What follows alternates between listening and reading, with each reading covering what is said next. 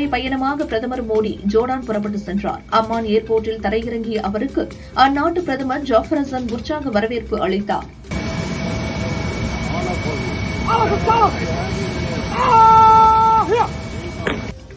ஜோர்டானின் அம்மான் நகரில் உள்ள ஹோட்டலுக்கு சென்றடைந்த பிரதமர் மோடிக்கு கலை நிகழ்ச்சிகளுடன் சிறப்பான வரவேற்பு அளிக்கப்பட்டது. அதனை பிரதமர் மோடி கண்டு ரசித்தார்.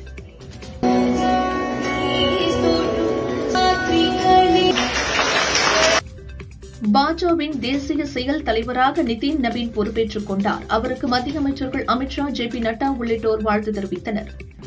மத்திய வெளியுறவுத்துறை அமைச்சர் ஜெய்சங்கர் அரசுமுறை பயணமாக நாளை இஸ்ரேல் செல்கிறார். பயணத்தின் போது இஸ்ரேல் அதிபர் ஐசக் ஹெர்சாக், பிரதமர் பெஞ்சமின் நெதன்யாகு ஆகியோரை சந்திக்க உள்ளார். பல கோடி பேரை வறுமையின் பிடியிலிருந்து மீட்ட 100 நாள் வேலை திட்டத்தை ஆணவத்துடன் மத்திய பாஜக அரசு அழிக்க பார்க்கிறது என முதல்வர் ஸ்டாலின் குற்றம் சாட்டியுள்ளார். பெரும்பிடுகு முத்திரையருக்கு அஞ்சல் தலை வெளியிட்டதற்காக பிரதமர் மோடிக்கும் துணை ஜனாதிபதி சி.பி. ராதாகிருஷ்ணனுக்கும் அதிமுக பொதுச் செயலாளர் பழனிசாமி நன்றி தெரிவித்துள்ளார். தமிழக சட்டசபை தேர்தல் அடுத்த ஆண்டு நடைபெறவுள்ள நிலையில் பாரதிய ஜனதா பொறுப்பாளர்களாக 3 மத்திய அமைச்சர்கள் நியமிக்கப்பட்டுள்ளனர். தேர்தல் பொறுப்பாளராக பியூஷ் கோயல், தேர்தல் துணை பொறுப்பாளர்களாக அர்ஜுன் ராம் மேக்வால், முரளிதர் மோகோல் ஆகியோர் நியமிக்கப்பட்டுள்ளனர். கேரள உள்ளாட்சி தேர்தலில் திருவனந்தபுரம் மாநகராட்சியில் பாரதிய ஜனதா பெற்ற வெற்றியின் முழக்கம் தமிழக சட்டசபை தேர்தலிலும் எதிரொலிக்க வேண்டும். திமுக எனும் தீய சக்தியை விரட்டியடிக்க கரம் கோர்த்து களம் காண்போம் என நயினார் நாகேந்திரன் கூறியுள்ளார். கல்வியில் சிறந்த தமிழகத்தை போதையில் சீரழிந்து வரும் தமிழகமாக மாற்றியதுதான் திமுக அரசின் சாதனை. பள்ளி வகுப்பறை வரை மதுவை பாயவிட்டு பிஞ்சு பிள்ளைகளின் படிப்பை சீரழித்து விட்டது என தமிழக பாஜக தெரிவித்துள்ளது. முதற்றளவில் சமூக நீதி பேசி ஊரை ஏமாற்றுவதில் காட்டும் ஆர்வத்தை பட்டியல் சமூக மக்கள், மாணவர்கள் முன்னேற்றத்தில் முதல்வர் ஸ்டாலின் காட்ட வேண்டும் என தமிழக பாரதிய ஜனதா முன்னாள் தலைவர் அண்ணாமலை கூறியுள்ளார். நாம் சண்டையிடாமல், போட்டியில்லாமல் சனாதன தர்மத்தின் அடிப்படை கோட்பாடுகளை முஸ்லிம், கிறிஸ்தவம் உள்ளிட்ட பிற மதங்களுக்கு எடுத்து செல்ல வேண்டும் என அண்ணாமலை கூறினார். எம்ஜிஆரை போல், ஜெயலலிதாவை போல் விஜய் ஆட்சிக்கட்டிலில் அமருவதை யாராலும் தடுக்க முடியாது என தவேக கொங்கு மண்டல அமைப்பு செயலாளர் செங்கோட்டையன் தெரிவித்தார். ஈரோட்டில் பெருந்துறை மற்றும் விஜயமங்கலம் அருகே டிசம்பர் 18 கோவில் நிலத்தை பயன்படுத்தி பிரம்மாண்ட மக்கள் சந்திப்பு பயணத்தை மேற்கொள்ள உள்ள விஜய்க்கு இந்து சமய அறநிலையத்துறை பல்வேறு நிபந்தனைகளுடன் அனுமதி வழங்கியுள்ளது. ஈரோட்டில் வரும் 18ஆம் தேதி பிரச்சார கூட்டத்திற்கு வரும் தவேக தலைவர் விஜய் ரோட் ஷோ நடத்த அனுமதி இல்லை என்று காவல்துறை தெரிவித்துள்ளது. சென்னை திருவேற்காட்டில் உள்ள தனியார் மண்டபத்தில் டிசம்பர் 27ஆம் தேதி நாம் தமிழர் கட்சியின் பொதுக்குழு கூட்டம் நடைபெறும் என சீமான் அறிவித்துள்ளார். சென்னையில் இன்று தங்கம் விலை கிராமுக்கு 145 ரூபாய் உயர்ந்து ஒரு கிராம் 12,515 ரூபாய்க்கும், சவரனுக்கு 1,160 ரூபாய் உயர்ந்து ஒரு சவரன் 1,160 ரூபாய்க்கும் விற்பனையாகிறது. சமண முனிவர்கள் இரவில் ஒன்று சேர்ந்து கலந்தாலோசிப்பதற்காக தூண் வைத்து வெளிச்சத்திற்காக அங்கு விளக்கேற்றியுள்ளனர். இது கார்த்திகை தீபம் ஏற்றுவதற்கான தூண் அல்ல என விசாரணையில் திருப்பரங்குன்றம் கோயில் தரப்பு வாதம் செய்தது. கடலூரில் வரும் ஜனவரி 9ஆம் தேதி நடக்கவுள்ள மக்கள் உரிமை மீட்பு மாநாடு 2.0வில் அனைவரும் தவறாமல் பங்கேற்க வேண்டும் என தேமுதிக பொதுச் செயலாளர் பிரேமலதா அழைப்பு விடுத்துள்ளார். தமிழகத்தில் பாஜகவால் வெல்ல முடியாது என்றால் எங்களை பற்றி முதல்வர் ஸ்டாலின் ஏன் கவலைப்பட வேண்டும்? அமித்ஷாவின் வியூகம் திமுகவுக்கு அச்சத்தை ஏற்படுத்தியுள்ளது என பாரதிய ஜனதா எம்எல்ஏ வானதி சீனிவாசன் கூறியுள்ளார். டெல்லியில் நடந்த காங்கிரஸ் ஆர்ப்பாட்டத்தில் மோடிக்கு எதிராக முழக்கங்கள் எழுப்பப்படவில்லை. அவர் குறித்து ஒருவர் பேசியதாக கேள்விப்பட்டோம். ஆனால் இந்த விஷயத்தை பார்லியில் எழுப்ப வேண்டிய அவசியம் என்ன என காங்கிரஸ் எம்பி பிரியங்கா கேள்வி எழுப்பியுள்ளார். ஓட்டு திருட்டு குறித்து காங்கிரஸ் நடத்தும் போராட்டத்திற்கும் இண்டி கூட்டணிக்கும் எந்த தொடர்பும் இல்லை என அக்கூட்டணியில் உள்ள தேசிய மாநாட்டு கட்சியின் தலைவரும் காஷ்மீர் முதல்வருமான உமர் அப்துல்லா கூறியுள்ளார். சினிமா தயாரிப்பாளர் ஆகாஷ் பாஸ்கரன் தொடர்ந்த நீதிமன்ற அவமதிப்பு வழக்கில் இன்று சென்னை ஐகோர்ட்டில் விசாரணைக்கு நேரில் ஆஜரான அமலாக்கத்துறை உதவி இயக்குநர் விகாஷ்குமார் நிபந்தனையற்ற மன்னிப்பு கேட்டார். நெல்லையில் ரூபாய் 56.60 கோடிக்கு கட்டப்பட்டு வரும் பொருணை அருங்காட்சியகம் பணிகள் 97% நிறைவடைந்துள்ளது. வரும் 21ஆம் தேதி முதல்வர் ஸ்டாலின் அருங்காட்சியகத்தை திறந்து வைக்கிறார் என அமைச்சர் ஏவ வேலு தெரிவித்தார். 2026 சட்டசபை தேர்தலிலும் ராயபுரத்தில்தான் போட்டியிடுவேன். மயிலாப்பூர் தொகுதியில் நான் போட்டியிடவில்லை என அதிமுக முன்னாள் அமைச்சர் ஜெயக்குமார் தெரிவித்தார்.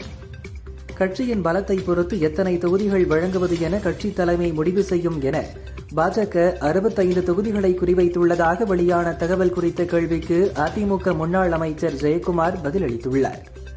சட்டசபை தேர்தல் காரணமாக முன்கூட்டியே ஏப்ரல், மே, ஜூன் மாதங்களுக்கான 6 கோடி பாமாயில் பாக்கெட்டுகள், 60,000 டன் துவரம் பருப்பு, 60,000 மெட்ரிக் டன் சர்க்கரை கொள்முதலுக்கான ஒப்பந்தத்தை தமிழக அரசு கோரியுள்ளது.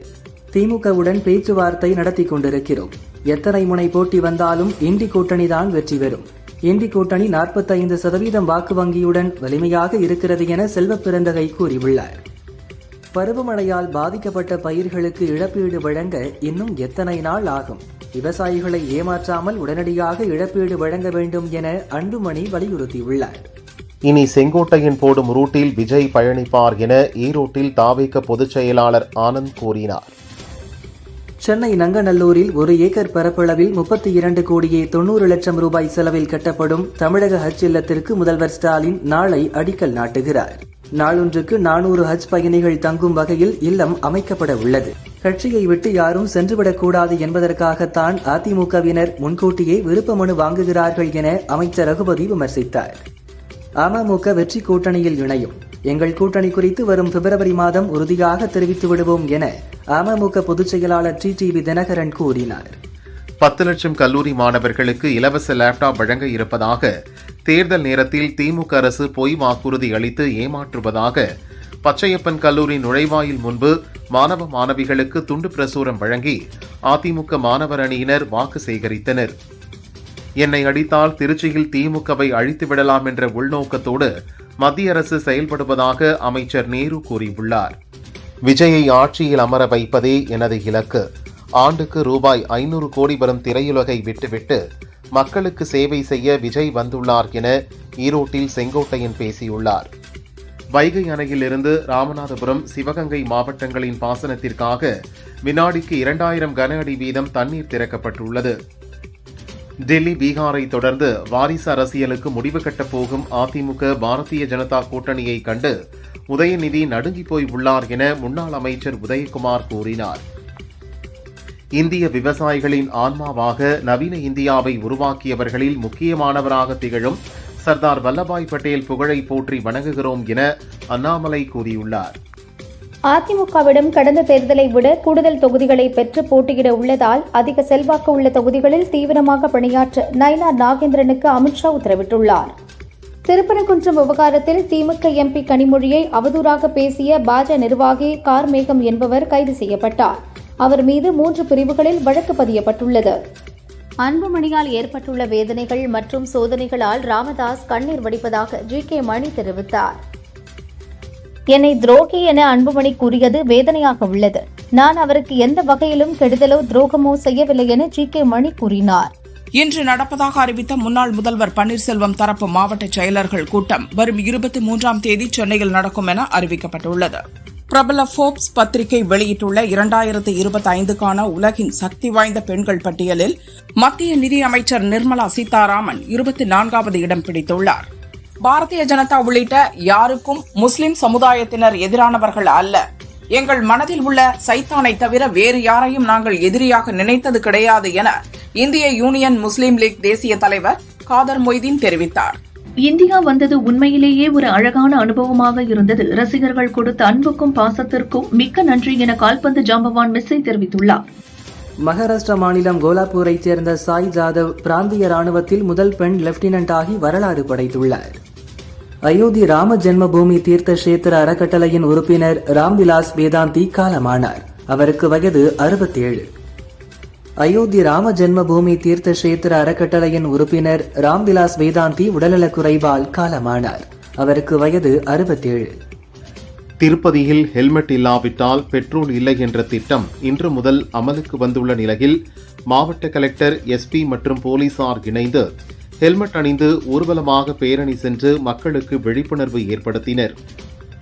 100 நாள் வேலை திட்டத்தில் மாநிலங்களுக்கான நிதி ஒதுக்கீட்டை 90%இலிருந்து 60% குறைக்க மத்திய அரசு திட்டமிட்டுள்ளதாக தகவல் வெளியாகியுள்ளது.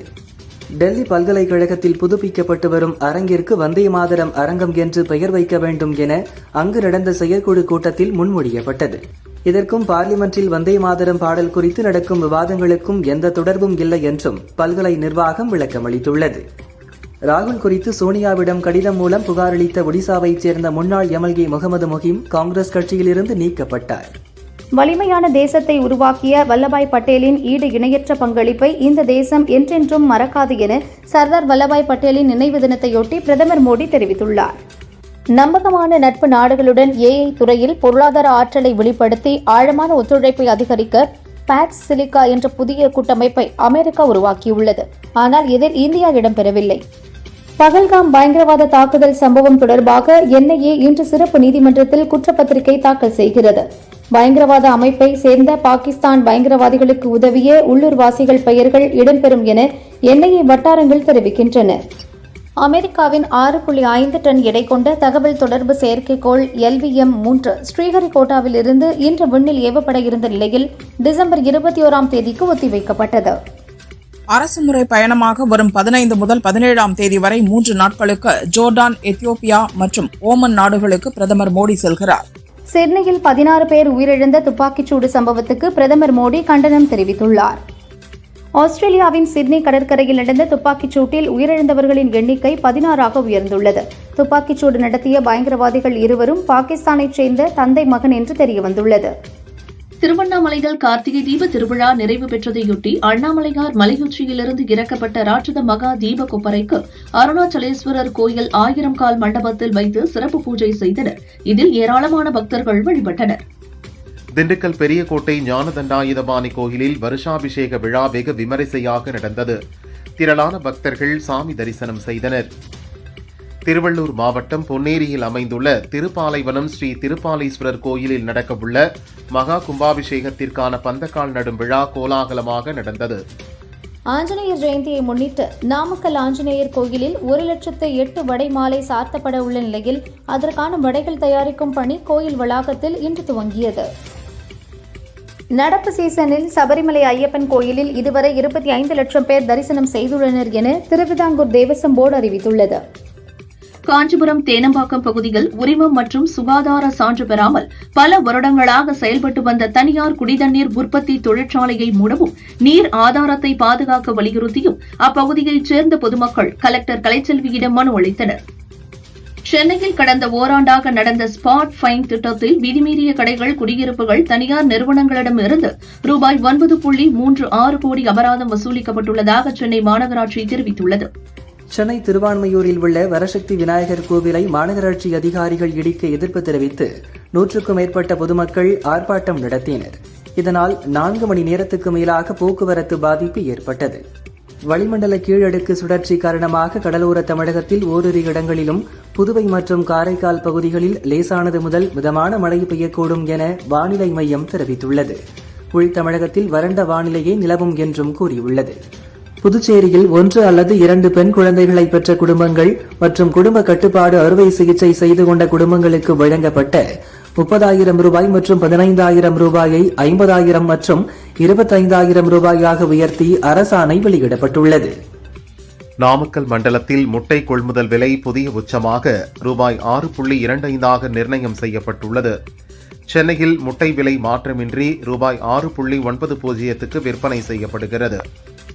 மதுரை மீனாட்சியம்மன் நகரில் பாதியில் நிறுத்தப்பட்ட பாதாள சாக்கடை மற்றும் குடிநீர் பணிகளை விரைவாக முடிக்க கோரிய வழக்கில் இப்போதைய நிலை குறித்து விரிவான அறிக்கை தாக்கல் செய்ய மதுரை மாநகராட்சி அதிகாரிகளுக்கு ஹைகோர்ட் மதுரை கிளை உத்தரவிட்டுள்ளது. நெல்லை மேற்கு தொடர்ச்சி மலை பகுதியில் பெய்யும் மழையால் மணிமுத்தாறு அருவியில் தொடர்ந்து வெள்ளப்பெருக்கு ஏற்பட்டது. இதன் காரணமாக சுற்றுலா பயணிகள் குளிக்க 27வது நாளாக தடை விதிக்கப்பட்டுள்ளது. சென்னையில் செல்ல பிராணிகளுக்கு உரிமம் பெறும் முகாம் நேற்றுடன் நிறைவடைந்த நிலையில் உரிமம் பெறாமல் நாய்கள் வளர்ப்பவர்களுக்கு 5,000 ரூபாய் அபராதம் விதிக்க 15 குழுக்கள் அமைக்கப்பட்டுள்ளது. இன்று முதல் அந்த குழு வீடு வீடாக சென்று ஆய்வு நடத்துகிறது. மயிலாடுதுறை திருஈந்தலூரில் கேஸ் கசிவு காரணமாக ஏற்பட்ட விபத்தில் ஒரே குடும்பத்தைச் சேர்ந்த 3 பேர் காயமடைந்தனர். விபத்து குறித்து மயிலாடுதுறை போலீசார் விசாரணை நடத்தி வருகின்றனர். முல்லை பெரியாறு அணையில் நீர்வரத்து, மதகுகள் இயக்கம், நீர்க்கசிவு ஆகியவற்றை துணை கண்காணிப்பு குழுவினர் ஆய்வு செய்தனர். கிழக்கு திசை காற்றின் வேக மாறுபாடு காரணமாக தமிழகத்தில் இன்று முதல் டிசம்பர் 20ஆம் தேதி வரை மிதமான மழைக்கு வாய்ப்புள்ளதாக சென்னை வானிலை ஆய்வு மையம் தெரிவித்துள்ளது. வட மாநிலங்களில் மூடுபனி, காற்று மாசு காரணமாக விமான சேவை பாதிக்கப்பட்டுள்ளது. விமானங்களின் நிலை அறிந்து விமான நிலையம் வருமாறு பயணிகளுக்கு இண்டிகோ நிறுவனம் அறிவுறுத்தியுள்ளது. ஈரோட்டில் வரும் 18ஆம் தேதி நடக்கும் தவிக தலைவர் விஜயின் மக்கள் சந்திப்பிற்கான ஏற்பாடுகள் தீவிரமடைந்துள்ளன. நிகழ்வில் பெண்கள் தனியாக நின்று பங்கேற்க மைதானத்தின் முன்பகுதியில் 4 இடங்கள் ஒதுக்கப்பட்டுள்ளன. தமிழக அரசின் செயல்பாடுகளாலும் அலட்சியத்தாலும் திருச்செந்தூர் சுப்பிரமணிய சுவாமி கோயில் கடல் அரிப்புக்குள்ளாகும் அபாயம் ஏற்பட்டுள்ளது என மதுரையில் விஸ்வ இந்து பரிஷத் மாநில இணை பொதுச் செயலாளர் சந்திரசேகரன் குற்றம் சாட்டினார். ஆந்திராவில் காதல் மனைவி மீதான சந்தேகத்தால் ஸ்வட்டரில் இருந்த லேசை கொண்டு மனைவி கழுத்தை நெரித்து கொலை செய்த கணவன் மனைவியின் உடலுடன் போலீசில் சரணடைந்தார். அம்பத்தூர் பெண் உதவி ஆய்வாளர் அந்தோணி மாதாவின் மரணம் தற்கொலை அல்ல, எனது அக்காவின் மரணத்தில் மர்மம் இருக்கிறது.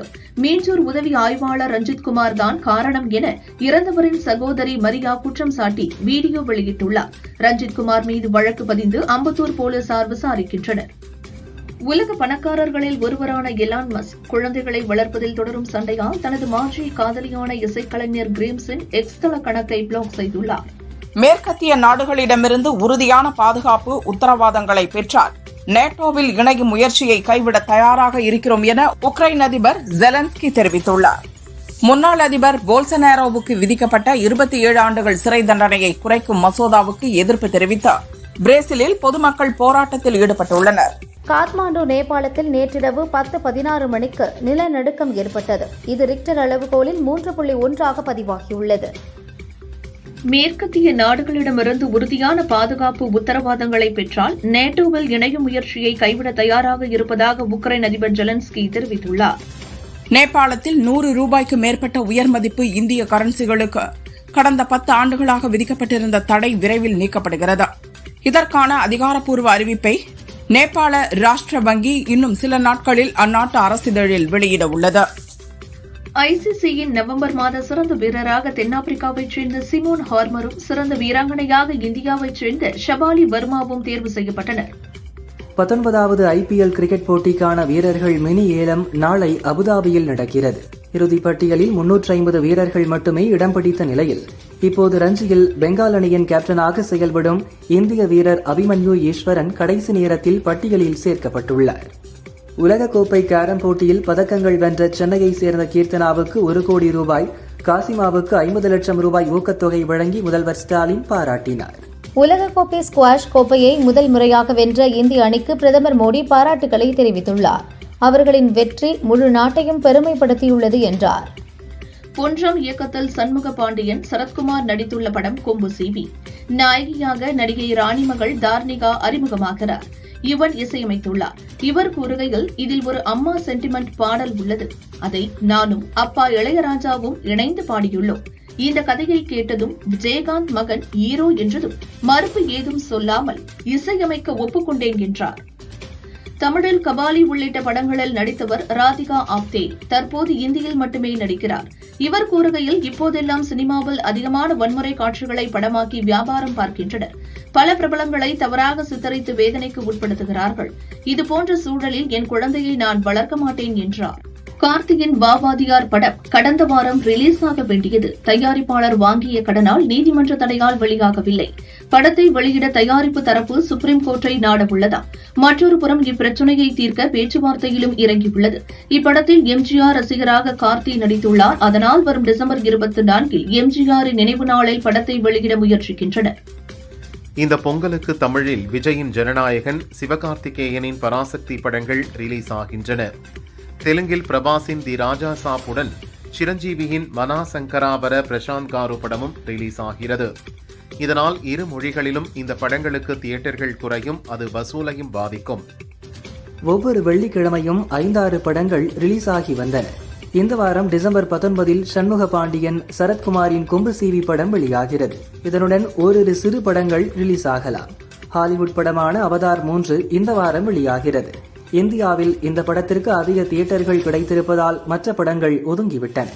ரஜினியின் படையப்பா படத்தின் ரீரிலீஸுக்கு வரவேற்பு கிடைத்துள்ளது. படம் பார்த்த பின் பேசிய அவரது மகள் சௌந்தர்யா, ரீரிலீஸால் அப்பா மகிழ்ச்சி, அவரை வைத்து நான் படம் பண்ண நேரம் காலம் அமைய வேண்டும். கமல் தயாரிப்பில் அப்பா நடிப்பது உறுதி, அதை நானோ அக்காவோ இயக்கவில்லை என்றார். தெலுங்கு நடிகர் பாலகிருஷ்ணா நடிப்பில் கடந்த 12ஆம் தேதி வெளியான அகாண்டா 2 படத்தை இயக்குனர் போயப்படி சீனு இயக்கியுள்ளார். இந்த படம் குறித்து கேள்விப்பட்ட பிரதமர் மோடி, இவ்வளவு நல்ல படத்தை நாமும் பார்த்து ஆதரவளிக்க வேண்டும் என்று கூறியதாக அப்படத்தின் இயக்குனர் போயப்படி சீனு கூறினார்.